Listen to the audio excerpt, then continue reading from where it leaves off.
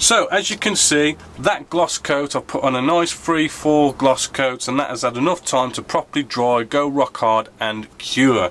This is very important because when we start using Decklin solutions, it can have some kind of nasty effects on the paintwork, stuff like cracking, that kind of thing. So make sure it's dry, gone rock hard. I have made a good start on the Decklin because I just want to kind of show you a bit of the Decklin, but to kind of get you started, for this particular build I've used aftermarket decals from a company called Fightertown. Really like the look of these decals and the whole kind of paint scheme and everything. I wanted something that wasn't you know, your kind of showboat kind of decals, but I wanted something that was more of the kind of like the low visibility kind of decals, and so I could like really weather it up and make it look like it's some sort of you know, on the front lines kind of F-14. Now these particular decals, looking through them, you do get a nice bunch of reference photos of the actual aircraft that you're decking it up, which is quite a nice touch. You also, which was quite interesting as well, you do get decals for the landing gear as well, which is a nice touch that you don't normally get, so that's quite cool. The particular ones I'm doing here is the F-14D, and there was kind of like a problem with these decals, and that is you've kind of got to do a little bit of research and guesswork into them. I have kind of used them quite a lot, as you can see, but plain and simply, normally with normal decals, I'll just show you some normal decals here, you get the usual, there's your decal and then there's a number next to it. You match the number up with the instructions that shows you where that number decal goes.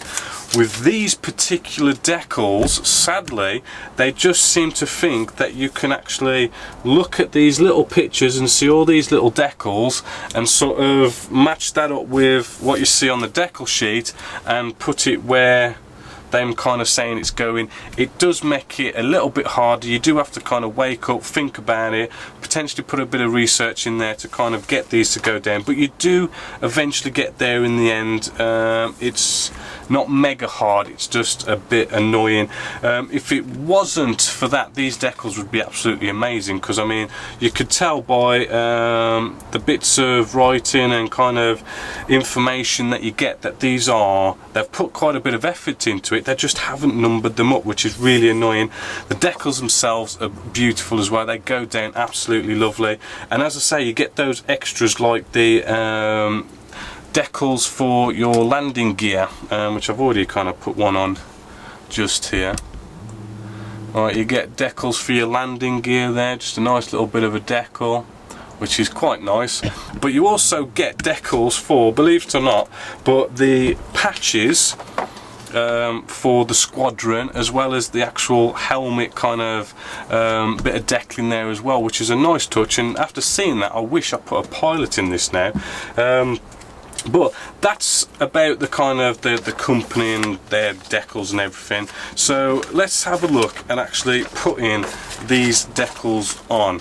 Well, first off, what I like to do, let's zoom you right out, is just here in front of me I've got what is it was about maybe 10-15 pounds, and it's what you use to warm up, keep food warm. You normally see them in takeaways and that kind of thing. Nice little tea light candle, and we can light this, right, and we just put it under.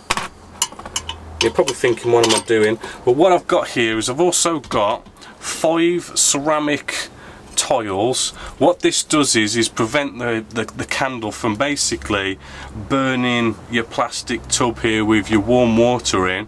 What the 5 ceramic tiles do, so it allows the ceramic tiles to heat up to a nice temperature, to keep your water at a nice room temperature. It doesn't make it too hot, and it doesn't make it too cold, because when it comes to dipping your decals into water, you don't want it boiling hot, you don't want it cold, because you can have all sorts of things happen, like the decals crack, curling up and all that kind of stuff. So you want it to be nice warm water.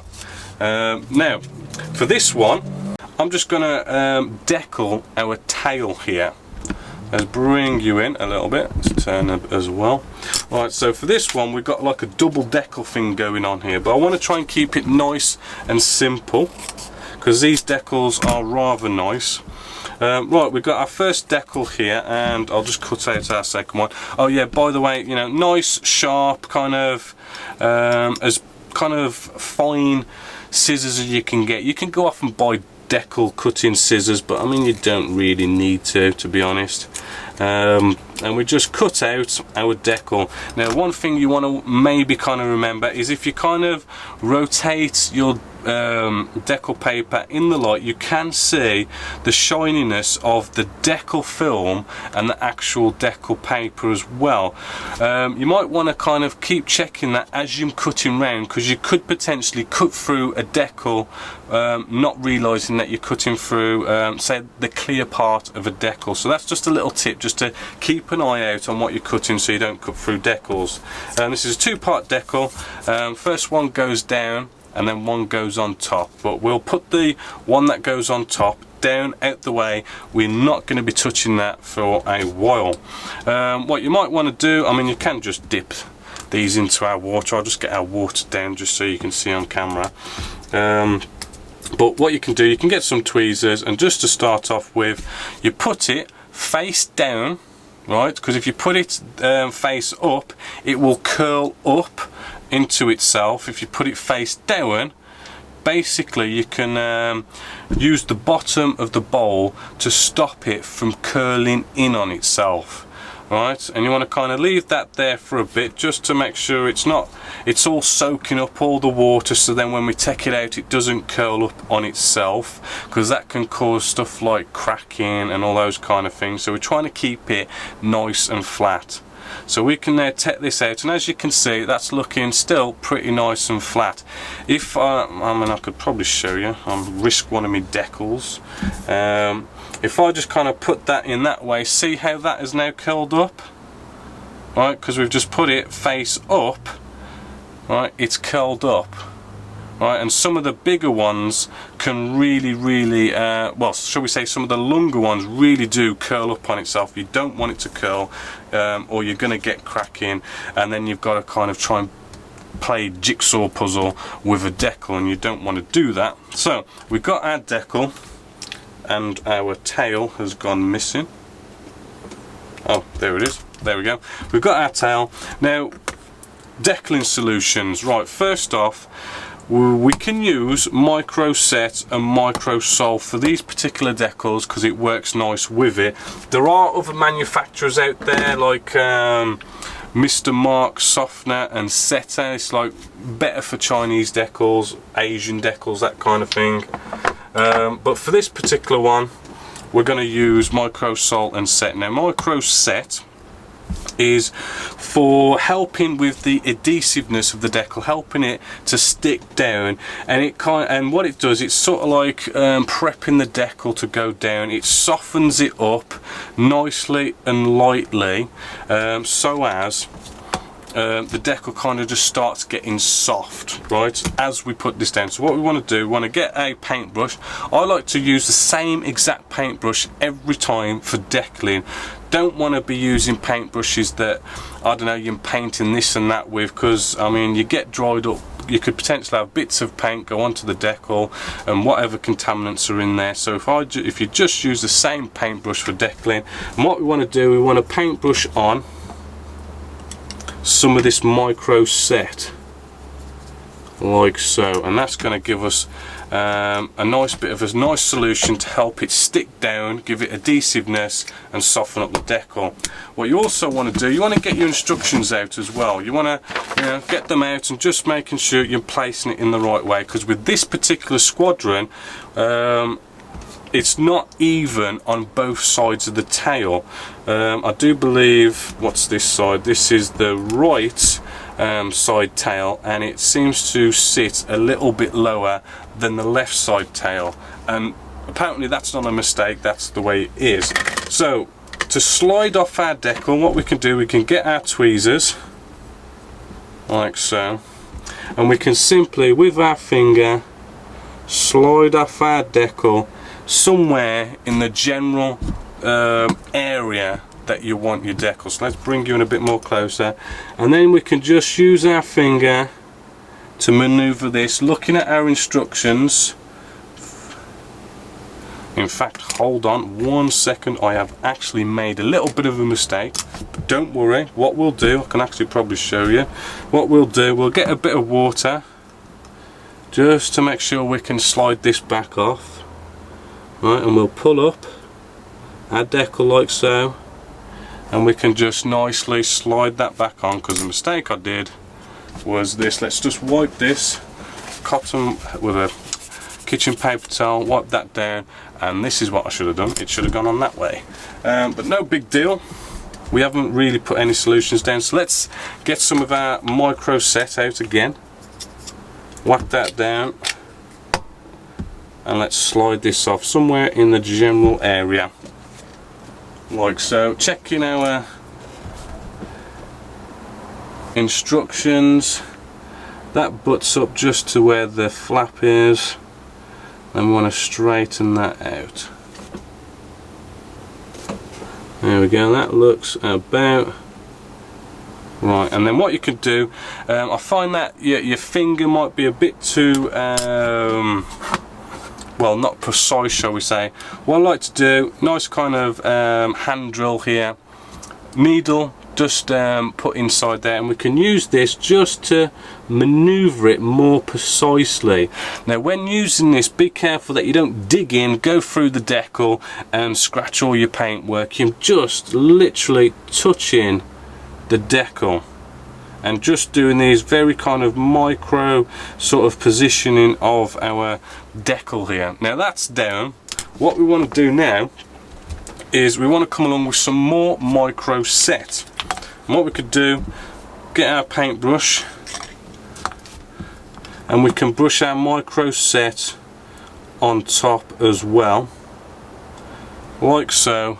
So it's got a nice amount of micro set on there. And what we can do now is we want to leave this for maybe just a minute. So now that our micro set has now had the time to kind of work into the decal, it's softening it up just nicely. Now when I mean softening up, it's not wrinkling up really bad like micro sol does. I mean, it's just getting it going, right, just so that we can play with it and just soften it up and getting it going. So what I want to do now, cotton wool bud, really good for just, shall we say, getting all our air bubbles out. And we've still got moisture underneath this decal and potential air, and what we do is we just roll the cotton wool bud, right? We don't drag it, right? If we drag it, we're going to pull the decal. We're rolling it across the decal film like so. And this is pushing all that air out, it's pushing out all that moisture that's under there, right, and it's pushing it down. And we've got, hopefully as you can see, we've got this little raised area that's going right up there, as you can see, right. We want to kind of push down on that a bit so we can sort of flatten it down and start to make it to start shaping around that nice raised area. And we can do the same with these other decals that I'll just quickly put on while we was waiting for the set to do some work. Now we've got that down, our decal is all nice and perfect now. It's all nice and softening up, but if we don't whack on some micro sol quickly, it's gonna dry. So we want to get our micro sol on now so it can really do its work. Now micro sol is also helps soften up the decal and helps with adhesiveness, but what this does is it really softens up the decal, and we can just apply this on top. Now when I mean it really softens up the decal, is it literally kind of wrinkles it all up, as you might start seeing. So what this does, it helps the decal soften up and sink into all those recessed panel lines, all those recessed rivets, and like sucks into them and shapes into them, and any kind of raised areas it shapes in and around them. And what that does is makes your decals look like you've sprayed them on as well, which is what is so good about this micro sole. We could probably put a little bit more on there, spread it around a bit. Now what you probably want to do now is potentially let that settle until it starts looking dry, not gone dry rock hard and properly cured, but looks dry, and then apply some more, and maybe do that maybe about 3 times, right? So that way it kind of rehydrates it and it sucks it down into the recessed panel lines and goes around all your raised areas, and you do that about 3 times, so it really has a good chance to suck in there and get really conformed nicely to your model. So I'm going to do that now, and I'll show you the next bit we need to do then. So there we go, we've put on a couple of coats of micro sole, and that micro sole has done its work basically. It's nicely, we've got a little bit of a recessed panel line just there, we've got our raised area here as well, and it's conforming around and nicely to our raised area. It's sucked into our recessed panel line just there, and a bit of a couple of rivets there, and it's done that by itself by just applying a couple of coats, about 3 coats just on top of it. It's done that itself, and not only that, I mean that is now sticking down nicely, and if we let this completely dry and go rock hard, it would actually be quite hard to remove them.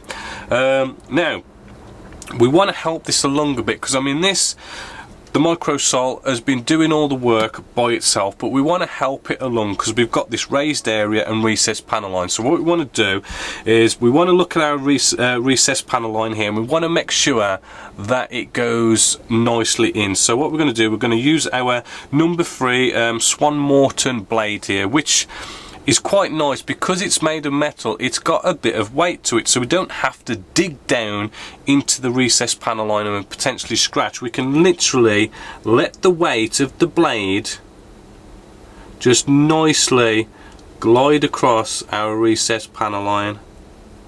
And also our raised area, we've got 1 or 2 little tiny bubbles. We can just run our blade nicely across using the weight of the blade to do a very light cut, and all we're doing is just kind of cutting into these little bubbles that have like formed underneath the decal film, and by cutting in there we're allowing that air to get released. So what we can do now is we can take our micro sole and we can dip in a bit more and just brush on another coat. But this coat now, because we've cut into the decal, our micro sole is actually going to be able to work in to our problem areas and really sort it out. Now a lot of people will say don't touch your decal after putting micro sole down, but if you get a bit of experience you'll find that some decals you can actually slightly irritate the area a bit, right? And what I'm doing here is I'm using the brush, right, because it's nice and light, to really kind of aggravate the area very lightly with the brush, just to kind of like push those air bubbles down or any creases down and get that all nice. And even recessed panel lines are good as well, because we can kind of aggravate the recessed panel line by kind of pushing the brush down like I am here, just to kind of get it to go down even more and suck down even more, so we get a really nice finish, right? But doing that with a brush, you know, try and get a bit of experience about you, because I mean you can, I mean if your decal wrinkles up too much and you start aggravating it with a brush, I mean you can completely mess up the decal. But I mean, because this has had like about 3 coats of micro sole and it's really started to settle down and sink in, it started to like basically really stick to the actual model here, whereas if we kind of went in first coat of microsol and started doing that bit of aggravating with the brush, you probably would wrinkle it up and all that kind of stuff. But because it's been settling down, it's stuck down after several coats of microsol, we can give it a little bit of aggravating with the brush to kind of get it to go down even more. Another thing is silvering. Now when you've got good decals and you put a damn good gloss coat on for decaling, you shouldn't really have a problem with silvering. And what silvering is when we've got something like, I mean, this decal here, it's writing and you've got all this kind of clear decal film going on around it. And what can happen is if you get trapped air between the decal and the surface of your model, what happens is that trapped air shows through as like a silvery kind of sort of patchy sort of areas, which is why we call it silvering, because what it is simply trapped air. Now if we did have some silver in here, what we could simply do is get our blade and just make light cuts all the way across in one direction, not the band, one direction, like so. Just nice little cuts, and then we could apply our microsol, and that microsol can then get in and under the decal and it will remove that silvering. Right, same as air bubbles, it's just trapped air. You just cut in to release the air and allow the microsol to get in and under the decal to make it all nice and perfect. Right, and plain and simply, you want to keep doing that. I mean, you want to leave that now to dry, come back to it, look at it, see if there's any more air bubbles, any more silvering, any more recessed panel lines or rivets that need to like be cut a bit more maybe, and then reapply some sol. We've also got some rivets here that I forgot. We can like pop these down using our little needle here, just like so. Then we could probably hit that with some more microsol. So you just got to keep doing that over and over again until it's all nice and perfect. So there you go, that decal is all now finished and it's all nicely conformed to the recessed panel lines and any kind of raised areas, as well as it's got a nice extra adhesiveness to keep it stuck down. What's also going to happen is we're going to come along with our gloss coats in a bit, and that is going to help seal it in, seal it down, lock it in, and it helps blend the decal in with the rest of the paintwork and the rest of the model to give it that nice sprayed on look.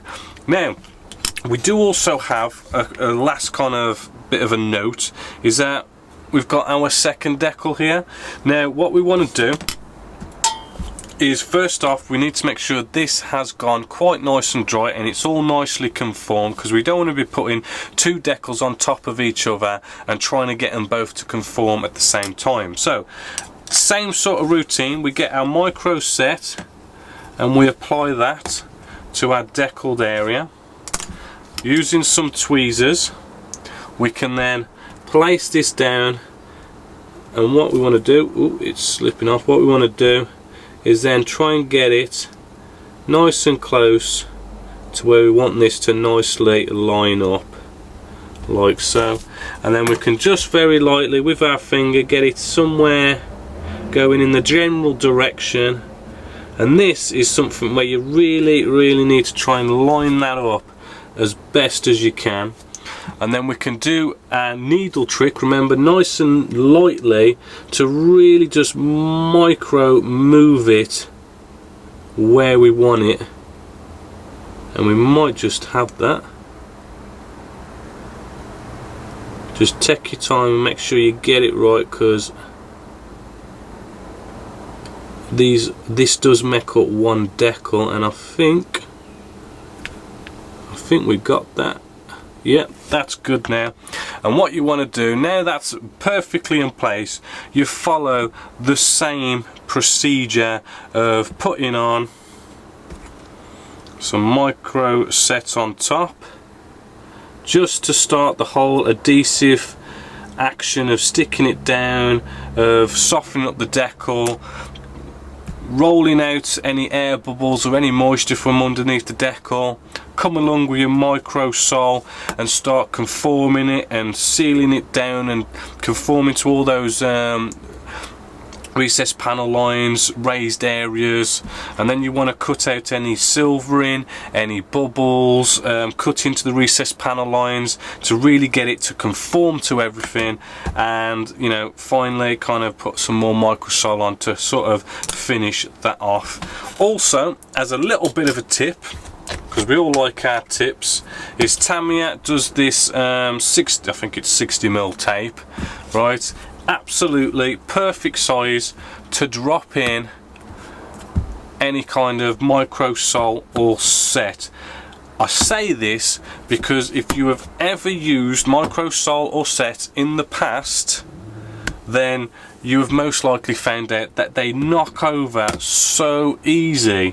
It's unbelievable. And you know, when you've got the lid off and you know, dipping in, doing a bit of something, and it's just so easy just to move your hand and bang, it's over, and you've just got, well, you've just wasted all your money basically. They do get knocked over rather easy, and it is just so perfect to use that.